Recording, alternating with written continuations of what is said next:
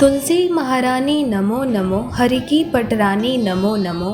प्रिय भक्तों, अधिक मास में तुलसी माता की सेवा को बहुत ही शुभ और पुण्यदायी माना गया है। जो भक्त इस पवित्र मास में तुलसी जी को जल अर्पित करते हैं, दीपक जलाते हैं और परिक्रमा करते हैं, उनके जीवन में नकारात्मकता का वास नहीं होता और घर में सकारात्मक ऊर्जा बनी रहती है। शास्त्रों के अनुसार तुलसी सेवा से भगवान विष्णु बहुत प्रसन्न होते हैं, क्योंकि तुलसी माता स्वयं श्री हरि की प्रिय शक्ति स्वरूपा मानी गई हैं। इसीलिए अधिक मास में तुलसी पूजा करना केवल एक परंपरा नहीं, बल्कि आध्यात्मिक उन्नति का मार्ग है। क्योंकि अधिक मास में तुलसी सेवा करने से 1000 यज्ञ कराने के बराबर पुण्य फल प्राप्त होता है।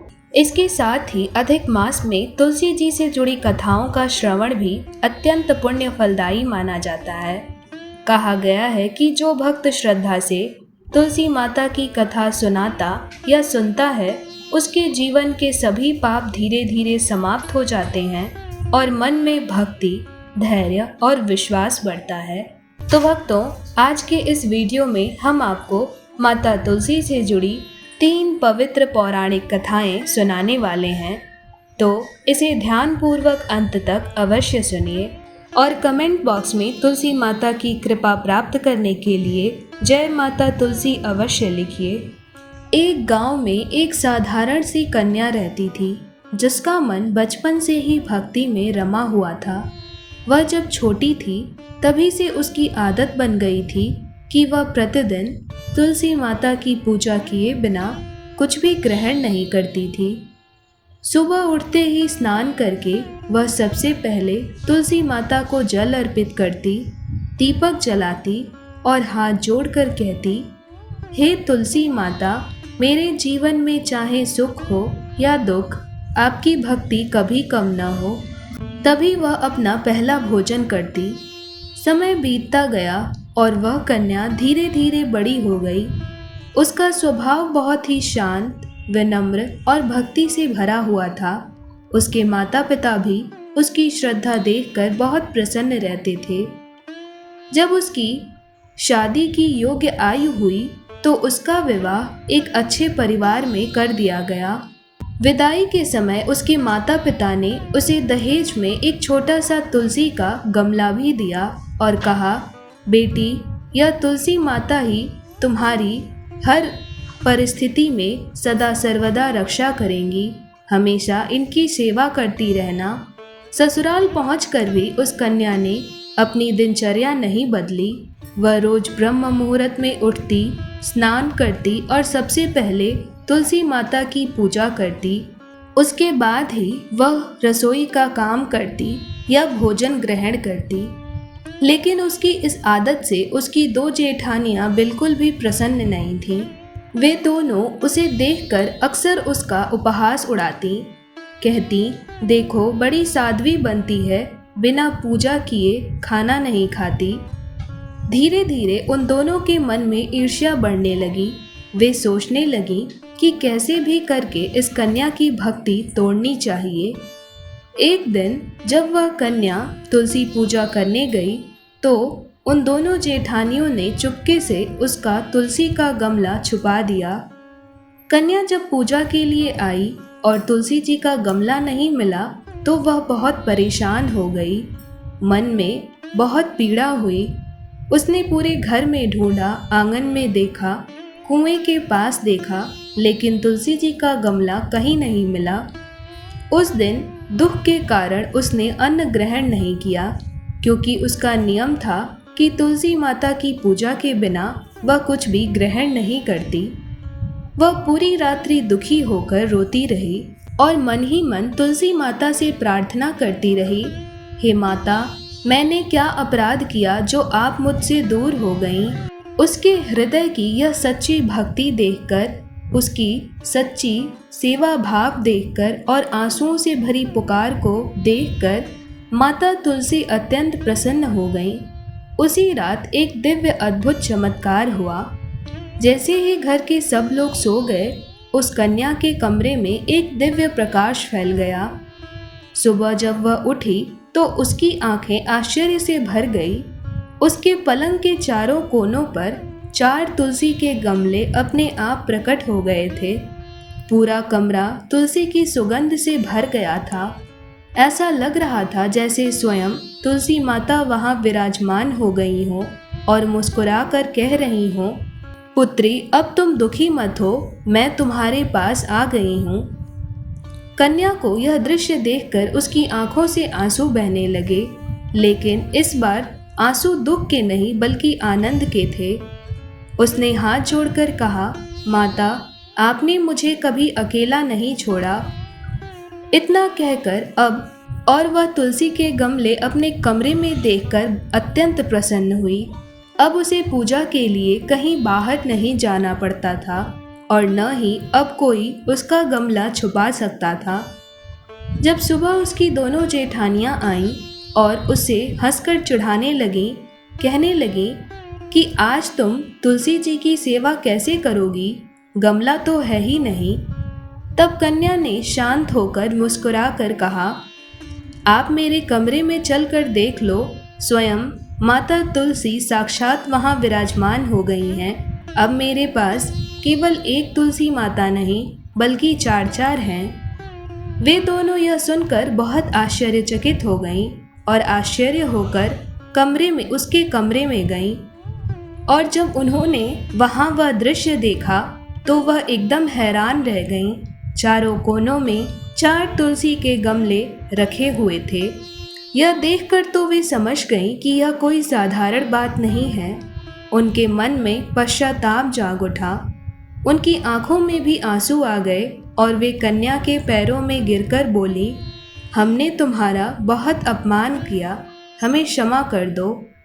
कन्या ने तुरंत उन्हें उठा लिया और कहा, मैं आप दोनों को क्षमा करती हूँ, क्योंकि तुलसी माता ने भी मुझे कभी अकेला नहीं छोड़ा। उन्हीं की कृपा से मैं उन्हें फिर से प्राप्त कर पाई हूँ। उस दिन के बाद से दोनों जेठानियों का हृदय भी बदल गया। वे भी उस कन्या की ही भांति सुबह उठकर स्नान आदि करके तुलसी माता की पूजा करने लगीं और पूरे घर का वातावरण भक्तिमय हो गया। धीरे धीरे उस घर में सुख, शांति और समृद्धि आने लगी। लोग दूर दूर से उस कन्या की तुलसी भक्ति की कथा सुनने आने लगे।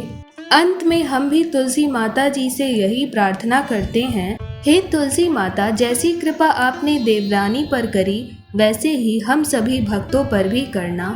तो प्रेम से बोलिए, हरि प्रिया श्री तुलसी महारानी की जय। भक्तों, आइए अब सुनते हैं तुलसी माता की दूसरी कथा। एक समय अधिक मास का पवित्र महीना चल रहा था। पूरा नगर भगवान विष्णु की भक्ति में डूबा हुआ था। मंदिरों में भजन कीर्तन हो रहे थे, लोग दान पुण्य कर रहे थे और हर घर में हरे कृष्ण महामंत्र तथा श्रीमन नारायण की ध्वनि सुनाई दे रही थी। उसी नगर में माधव नाम का एक निर्धन ब्राह्मण अपनी पत्नी के साथ रहता था। उसके पास पर्याप्त धन दौलत तो नहीं थी, लेकिन माता तुलसी और भगवान विष्णु के प्रति उसकी भक्ति अटूट थी। उसके छोटे से घर के आंगन में तुलसी माता का एक सुंदर पौधा लगा था। माधव प्रतिदिन ब्रह्म मुहूर्त में उठता, स्नान करता और अधिक मास के नियमों का पालन करते हुए तुलसी माता को जल अर्पित करता। फिर घी का दीपक जलाकर दोनों हाथ जोड़कर हृदय से प्रार्थना करता और कहता, हे माँ तुलसी, अधिक मास में आपकी सेवा करने से भगवान श्री हरि नारायण अत्यंत प्रसन्न होते हैं, तो कृपा कर आप मेरी द्वारा की गई सेवा को भी स्वीकार करिए। वह माधव ब्राह्मण कहता, हे माता, मेरे घर में चाहे अभाव हो, यही मेरी प्रार्थना है। तब उसकी यह बात सुनकर उसकी पत्नी कई बार कहती कि इतनी गरीबी में भी तुम रोज घी का दीपक जलाते हो, तुलसी माता को भोग लगाते हो, सेवा करते हो, थोड़ा धन घर के लिए भी बचा लिया करो। तब पत्नी की बात सुनकर माधव मुस्कुराकर कहता, अरे भाग्यवान, तुम नहीं जानती, अधिक मास में तुलसी जी की सेवा करने से हजारों यज्ञों के बराबर पुण्य मिलता है। जहाँ तुलसी माता और श्री नारायण की कृपा होती है, वहाँ कभी किसी चीज़ की कोई कमी नहीं रहती। तुम चिंता मत करो, हमारे घर में भी श्री हरि और श्री तुलसी जी की कृपा से जल्दी ही सुख समृद्धि आ जाएगी। बस हृदय से तुलसी महारानी की सेवा करती रहो। इस प्रकार समय बीतता गया। उसी वर्ष नगर में भयंकर अकाल पड़ गया। लोगों के घरों में अन्न समाप्त होने लगा। कई धनी लोग भी भूखे रहने लगे। परंतु सबसे आश्चर्य की तो बात यह थी कि माधव ब्राह्मण के घर में कभी भोजन की कमी नहीं हुई। रोज किसी न किसी रूप में भोजन की व्यवस्था हो ही जाती। कभी कोई संत अनाज दे जाते तो कभी कोई पड़ोसी सहायता कर देते। माधव ब्राह्मण तो समझ गया कि यह सब अधिक मास में तुलसी माता की सेवा और भगवान श्री हरि की कृपा का ही फल है।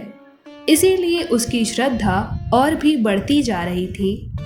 अब वह प्रतिदिन तुलसी माता की 11 परिक्रमा करता और भगवान विष्णु के मंत्रों का जाप करता। एक दिन अधिक मास की पवित्र अष्टमी तिथि थी। माधव ने पूरे दिन उपवास रखा। शाम के समय उसने तुलसी माता के समक्ष दीपक जलाया और भक्ति भाव से आरती करने लगा। तभी द्वार पर एक बहुत ही वृद्ध साधु पधारे। उन्होंने बड़े कांपते हुए और धीमे स्वर में कहा, बेटा, मैं कई दिनों से भूखा हूँ, क्या मुझे कुछ भोजन मिल सकता है? माधव ब्राह्मण के घर में तो उस दिन केवल थोड़ा सा आटा ही बचा था।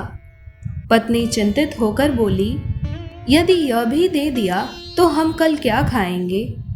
तब पत्नी की बात सुनकर माधव ब्राह्मण बोला, भाग्यवान, अधिक मास में भूखे को भोजन कराना स्वयं श्री नारायण जी को भोग लगाने के समान है। इतना कहकर उसने तुरंत जो भी आटा बचा था उससे रोटियां बनाई और रोटियां बनाकर वृद्ध साधु को बड़े प्रेम और श्रद्धा से भोजन कराया। साधु तो भोजन करके तृप्त हो गए और अत्यंत प्रसन्न हुए और प्रसन्न होकर बोले, माधव, तुमने अधिक मास में श्री तुलसी जी की सेवा की, अष्टमी के दिन उपवास रखा और ब्राह्मण सेवा करके भगवान श्री हरि को प्रसन्न कर दिया है। अभी इतना ही उस वृद्ध साधु ने कहा और इतना कहते ही वह साधु दिव्य प्रकाश से चमकने लगे। माधव ब्राह्मण ने देखा कि वह साधु भगवान विष्णु के रूप में परिवर्तित हो गए हैं, क्योंकि वह साधु कोई वृद्ध साधु नहीं बल्कि स्वयं भगवान विष्णु ही थे, जो वेश बदलकर माधव ब्राह्मण की परीक्षा लेने आए थे। उसकी तुलसी भक्ति, उसकी ब्राह्मण सेवा, उसके दान पुण्य की परीक्षा लेने आए थे। पूरा घर भगवान विष्णु के दिव्य प्रकाश से भर गया। भगवान विष्णु बोले, हे भक्त, अधिक मास में जो श्रद्धा से तुमने मेरी प्रिया तुलसी की सेवा की है, दीपदान किया है और ब्राह्मण की सेवा सत्कार किया है, मैं तुमसे अत्यंत प्रसन्न हूँ। इसीलिए आज से तुम्हारे घर में अब कभी अन्न और सुख की कोई कमी नहीं होगी। यह सुनकर माधव और उसकी पत्नी की आंखों से आंसू बहने लगे। वे दोनों भगवान श्री हरि के चरणों में गिर पड़े। तब भगवान श्री हरि दोनों पति पत्नी को आशीर्वाद देकर अंतर्ध्यान हो गए। इसी प्रकार जो भी माधव ब्राह्मण की तरह अधिक मास में प्रतिदिन श्री तुलसी जी की सेवा करता है, दीप प्रज्वलित करता है, ब्राह्मण सेवा करता है, उसके भी घर में श्री तुलसी जी की कृपा से सुख समृद्धि, वैभव और प्रसन्नता का वास हो जाता है। तो प्रेम से बोलिए श्री तुलसी महारानी की जय। भक्तों, आइए अब सुनते हैं तुलसी माता की तीसरी पौराणिक कथा। एक छोटे से गांव में एक बहुत ही सीधी साधी और भक्ति भाव से भरी हुई बुढ़िया माई रहती थी। उसका जीवन बहुत साधारण था, न धन था न वैभव, लेकिन उसके हृदय में भगवान श्री कृष्ण और माता तुलसी के प्रति अटूट श्रद्धा थी। वह रोज सुबह स्नान करके अपने आंगन में लगी तुलसी माता को जल देती, दीपक जलाती और भाव विभोर होकर उनसे बात करती, जैसे कोई अपनी माता से बात करता है। वह बुढ़िया माई हर दिन तुलसी माता को सींचते हुए बड़े भोलेपन से अपनी इच्छाएं कहती रहती थी। वह बुढ़िया माई कहती, हे तुलसी माता सत की दाता, मैं तेरा बिड़ला सींचती हूँ, मुझे बहू दे, पीतांबर की धोती दे, मीठा मीठा घास दे, वैकुंठ में वास दे, चटक की चाल दे, पटक की मौत दे, चंदन का काठ दे, रानी सा राज दे, दाल भात का भोजन दे, 11 की मौत दे और अंत में श्री कृष्ण जी का कंधा दे। उसकी यह मासूम बातें रोज की दिनचर्या में बन गई थी। वह यह सब बिना किसी लोक के केवल अपने भाव और भक्ति से कहती थी। लेकिन धीरे धीरे माता तुलसी उसकी भक्ति से अत्यंत भावुक हो गईं। एक दिन ऐसा हुआ कि जब वह बुढ़िया माई तुलसी जी को सींचकर यही प्रार्थना कर रही थी, तो तुलसी जी का पौधा अचानक मुरझाने लगा, पत्ते सूखने लगे, मानो कोई गहरी चिंता उन्हें घेर रही हो। तभी भगवान श्री कृष्ण ने यह दृश्य देखा और तुलसी माता से पूछा, हे प्रिया, तुम क्यों सूख रही हो? तुम्हारे चेहरे पर यह उदासी कैसी है? तब तुलसी माता ने बड़ी विनम्रता से कहा, प्रभु, एक बुढ़िया माई रोज मेरे पास आती है और बड़ी विनम्रता से यही मांगती रहती है। मैं उसकी हर बात पूरी करने की तो शक्ति रखती हूँ, परंतु अंत में वह कहती है कि उसे आपका कंधा चाहिए, और यह सुनकर मैं अत्यंत चिंतित हो जाती हूँ, क्योंकि उसकी यह इच्छा मैं कैसे पूरा करूँगी। तब भगवान मुस्कुराए। उनकी मुस्कान में करुणा थी और लीला भी। उन्होंने कहा, हे प्रिया, तुम चिंता मत करो। जब उस बुढ़िया माई का अंतिम समय आएगा, तब मैं स्वयं उसके लिए कंधा बनकर आ जाऊंगा। तुम उसे यह संदेश दे देना कि उसका विश्वास व्यर्थ नहीं जाएगा। तब जब भगवान श्री कृष्ण ने तुलसी जी से यह कहा, तो तुलसी जी फिर से हरी भरी हो गईं। समय बीतता गया। वह बुढ़िया माई अपनी भक्ति में लीन रही। रोज अपनी वही इच्छाएं तुलसी माता से कहती, उसी श्रद्धा से पूजा करती। धीरे धीरे समय के साथ उसका शरीर कमजोर होता गया और एक दिन वह समय भी आ गया जब उसकी आत्मा इस संसार से जाने वाली थी। गांव के लोग इकट्ठा हुए, रोना शुरू हो गया और लोग उसके शरीर को अंतिम यात्रा के लिए उठाने लगे। लेकिन सबसे आश्चर्य की बात तो यह थी कि उसका शरीर बहुत ही भारी हो गया था और वह किसी से भी उठ नहीं पा रहा था, जैसे कोई अदृश्य शक्ति उसे रोक रही हो। कई लोग कोशिश करते रहे, लेकिन वह हल्का नहीं हुआ। तभी वहां अचानक एक दिव्य सांवला सलोना बालक आया, लगभग 12 वर्ष का, जिसके चेहरे पर अलौकिक दिव्य तेज था। वैसे वह बालक कोई साधारण बालक नहीं, बल्कि स्वयं भगवान श्री कृष्ण ही थे, परंतु किसी को भी यह रहस्य पता नहीं था। वह बालक मुस्कुराया और बोला, मैं इस माई के कान में एक बात कहूँगा और मेरी वह बात सुनकर आप सभी देख लेना कि यह हल्की हो जाएंगी। लोग हैरान थे, लेकिन उन्होंने अनुमति दे दी। बालक झुका और बुढ़िया माई के कान में वही सरल शब्द बोले जिन्हें वह जीवन भर कहती रही। वह बालक बोला, बुढ़िया माई, मन की निकाल ले, पीतांबर की धोती ले, मीठा मीठा घास ले, वैकुंठ का वास ले, चटक की चाल ले, पटक की मौत ले, और अब श्री कृष्ण जी का कंधा ले। जैसे ही यह शब्द उसके कानों में पड़े, बुढ़िया माई के चेहरे पर एक शांति भरी दिव्य प्रकाश छा गई और उसका शरीर पूरी तरह हल्का हो गया, मानो अब सारी इच्छाएं पूरी होकर अब कोई बोझ न बचा हो। उसी क्षण भगवान स्वयं आगे आए और उसके अंतिम संस्कार के लिए अपना कंधा दिया, और सब लोग मिलकर जैसे ही उस बालक के साथ बुढ़िया माई के शव को उठाए, वह हल्की हो गई। और फिर सब लोगों ने और भगवान श्री कृष्ण ने उस बुढ़िया माई का अंतिम संस्कार किया। गांव के लोग यह दृश्य देखकर स्तब्ध रह गए। उनकी आंखों से आंसू बहने लगे और सभी समझ गए कि यह कोई साधारण मृत्यु नहीं बल्कि एक भक्त की मुक्ति थी। बुढ़िया माई की तुलसी निष्ठा थी, तभी भगवान श्री हरि ने उस पर इतनी कृपा की और इस प्रकार बुढ़िया माई भगवान श्री कृष्ण के धाम को प्राप्त हो गई। तो प्रेम से बोलिए तुलसी माता की जय।